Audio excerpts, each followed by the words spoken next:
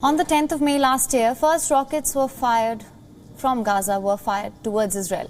1 year after the Gaza war, which lasted 11 days, our correspondent Jodie Cohen has spoken exclusively to Ambassador Danny Danon about the way forward towards peace in a fraught region. Ambassador Danon is Israel's former ambassador to the United Nations and current chairman of WION Exclusive. Listen in. Ambassador Danon, thank you for speaking with WION. Now, this is the first anniversary of the first rockets fired from Gaza. And this year, we're also seeing unrest on the Temple Mount Al-Aqsa compound. What do you think are the short-term solutions to preventing further violence? Unfortunately, what we are seeing now is incitement, pure incitement. We see radical leaders using a peaceful holiday, the holiday of Ramadan, a very important Muslim holiday, to incite against Jews. They are using the Temple Mount, not for the first time, to incite against Israel. And the result is a wave of terror attacks that we experienced in the last few weeks. The answer to that is to demand to stop the incitement. We should not allow those radical leaders promote the incitement and hate against Jews, against Israel. I hope that if we will see that, there will be less violence in the region.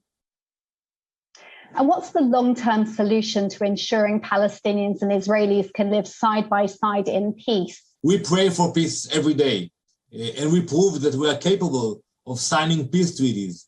We did it recently with a few Arab countries. In the past, we signed a treaty with Jordan and Egypt, and I hope that one day we will be able to sit down and have a peace deal with the Palestinians.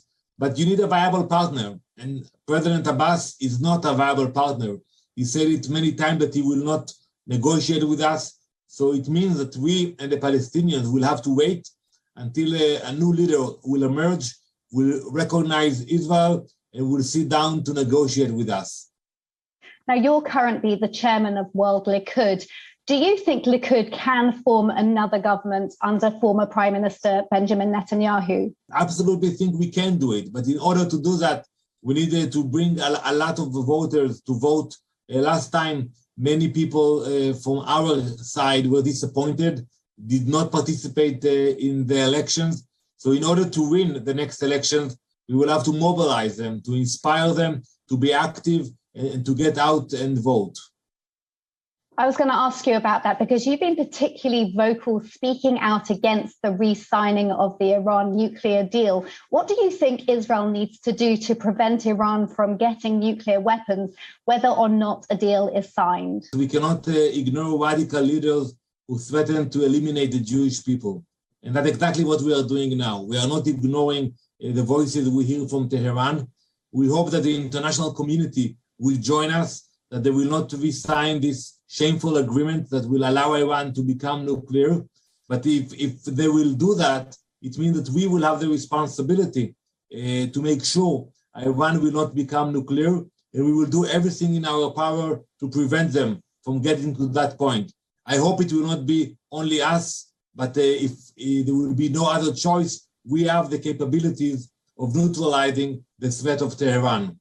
WION is now available in your country. Download the app now. Get all the news on the move.